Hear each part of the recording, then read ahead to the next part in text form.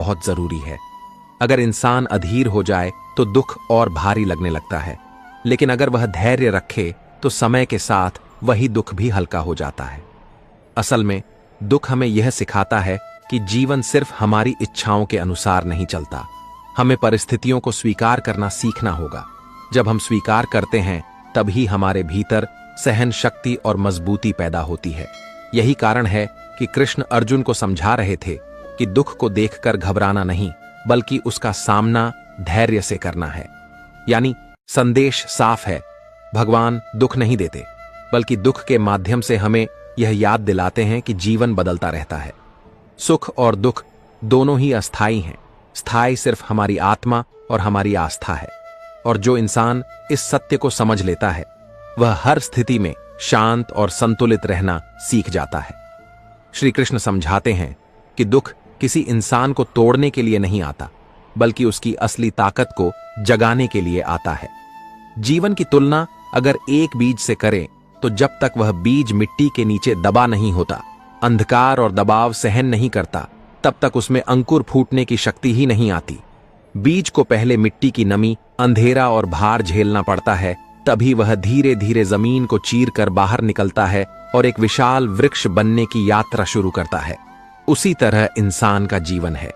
जब वह दुख के अंधेरे और दबाव से गुजरता है तभी उसके अंदर सहनशीलता की जड़ें मजबूत होती हैं, धैर्य की शाखाएं फैलती हैं और आत्मबल का वृक्ष खड़ा होता है। लेकिन यहां एक सवाल हर इंसान के मन में उठता है, भगवान सुख क्यों नहीं देते, सिर्फ दुख ही क्यों देते हैं?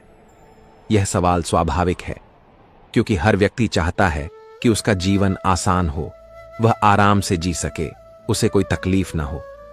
मगर सच यह है कि जब इंसान सुख में डूबा रहता है तो वह ईश्वर को भूल जाता है। सुख में मनुष्य का मन धीरे धीरे घमंड से भर जाता है। उसे लगता है कि जो कुछ है वह उसकी ही ताकत से है, उसकी ही मेहनत से है। वह आराम में इतना डूब जाता है कि उसे प्रार्थना करने, भगवान को याद करने की जरूरत ही महसूस नहीं होती। सुख में आलस्य भी इंसान पर हावी हो जाता है। वह सोचता है सब कुछ तो ठीक है, फिर साधना क्यों करें, आत्मचिंतन क्यों करें?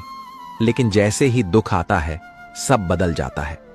वही मनुष्य जो भगवान को भूल चुका था अचानक उनकी शरण में जाता है। वह हाथ जोड़कर प्रार्थना करता है, रातों को जाग कर रोता है और कहता है, हे भगवान मुझे इस मुश्किल से निकालो। उस समय उसे एहसास होता है कि उसकी सीमाएं हैं, वह अकेले सब कुछ नहीं कर सकता। यही दुख मनुष्य को विनम्र बनाता है। यह उसके अहंकार को तोड़ता है और उसे झुकना सिखाता है। यही झुकना उसे ईश्वर के करीब ले जाता है। सोचकर देखो, अगर दुख न हो तो इंसान ईश्वर से जुड़ने का प्रयास ही न करे।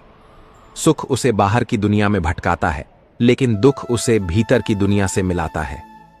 दुख ऐसा शिक्षक है जो इंसान को उसकी सीमाएं दिखाता है, उसके भीतर के अहंकार को पिघलाता है और उसे सच्चे अर्थों में आध्यात्मिक बना देता है।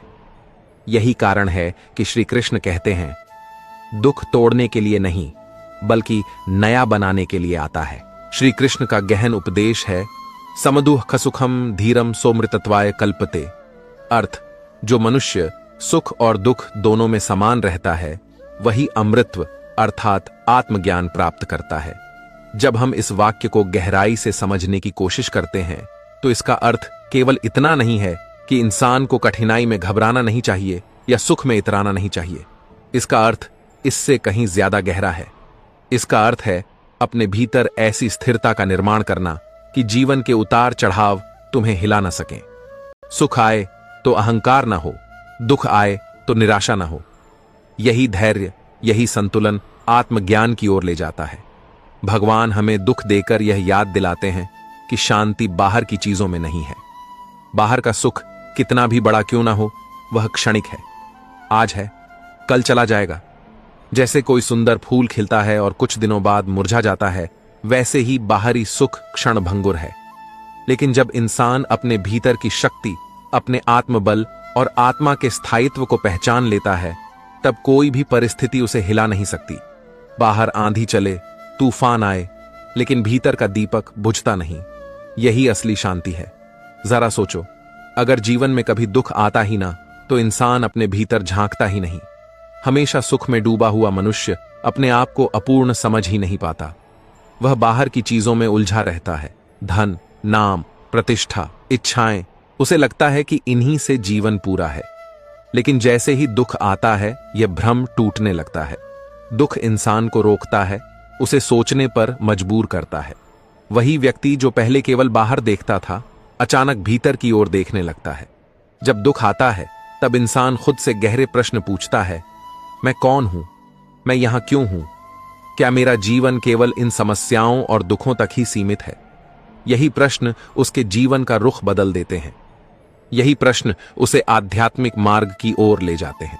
जैसे एक यात्री रास्ता भटकने पर मानचित्र खोलता है, दिशा पूछता है, वैसे ही दुख में पड़ा इंसान आत्मा और ईश्वर की खोज करने लगता है।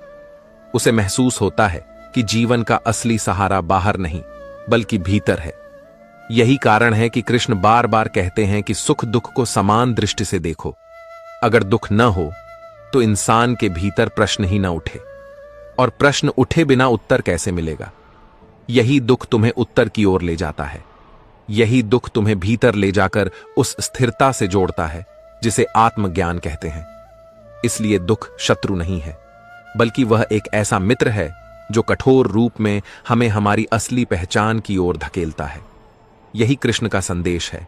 दुख से मत भागो, उसका सामना करो, उसे समझो, क्योंकि वही तुम्हें उस सत्य तक ले जाएगा जहां पहुंचकर कोई दुख तुम्हें छू भी नहीं सकता। इसलिए कृष्ण का संदेश बहुत गहरा है। वे कहते हैं कि दुख को कभी शत्रु की तरह मत देखो।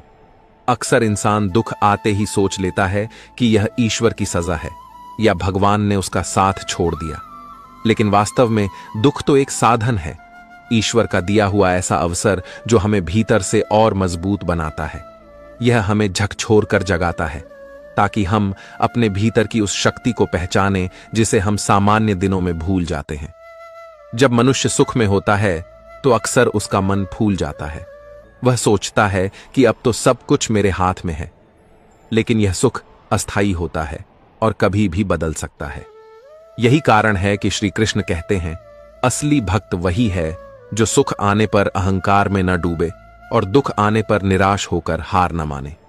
क्योंकि जो व्यक्ति हर परिस्थिति में संतुलन बनाए रखता है, वही सच्चा योगी कहलाता है। सोचो जरा, दुख आने पर अगर हम केवल रोते रहें, शिकायत करते रहें और खुद को कमजोर मान लें, तो उससे हमारा ही नुकसान होगा। लेकिन अगर उसी दुख को हम एक शिक्षक की तरह देखें, तो वही हमें सबसे बड़ी सीख देकर जाता है। जैसे लोहे को तलवार बनने के लिए आग की तपिश से गुजरना पड़ता है, वैसे ही इंसान को भी दुख की अग्नि से गुजरना पड़ता है ताकि उसकी आत्मा निर्मल और परिष्कृत हो सके। भगवान सीधे आकर हमारी कमजोरियां दूर नहीं करते, वे परिस्थितियां बनाते हैं, वे हालात खड़े करते हैं ताकि हम खुद अपनी ताकत को खोजें। दुख इसी खोज की शुरुआत है। यही कारण है कि कृष्ण कहते हैं, भगवान दुख नहीं देते, वे अवसर देते हैं। यह अवसर होता है खुद को जानने का, भीतर की गहराई को समझने का और उस सच्चे सुख तक पहुंचने का जो किसी बाहरी चीज में नहीं, बल्कि हमारी आत्मा में छिपा है। जब इंसान इस बात को समझ लेता है, तब वह हर परिस्थिति में स्थिर हो जाता है। सुख मिले या दुख, जीत हो या हार, उसका मन अब डगमगाता नहीं। यही वह अवस्था है जिसे कृष्ण योगी का जीवन कहते हैं। योगी वही है जो न सुख में फूलता है और न दुख में टूटता है। उसका मन स्थिर और शांत रहता है, और यही स्थिरता उसे ईश्वर के सबसे करीब ले जाती है।